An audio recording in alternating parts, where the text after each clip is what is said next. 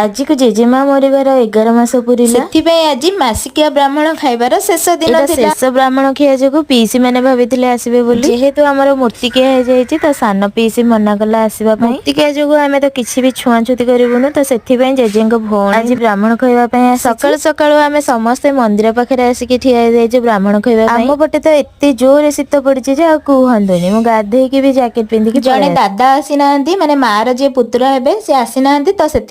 अपेक्षा करके ठिया समस्त आसिक पहुंचीगले तो भाईना खाइबार टाइम आसिक पहुंचीगला भाईना झील को भी डाकी आनी खाइबा झील तो नंगु पंगु होइकी बुलुथला आसी खाइबा भाईना खिया सरीगला आम सब घर को पळे आसिलु हमर जेहेतु पिठा होनी माँ आम घर को पिठा सब नहीं आसला आमर एबे लंच करिवार टाइम तो मो माँ को देखंतु केमती हस जेहेतु मूर्ति के नॉनवेज तो किछि खाई आलू काकुड़ी सब को गोटे ठी दला दली कर देली ता संग को वो पकड़ी मटर तरकारी भी बनैतिला ता संग को मूला भजा और कोबी भजा भी थिला। हो संग माने पुणी देखाबा गोटे नय वीडियो।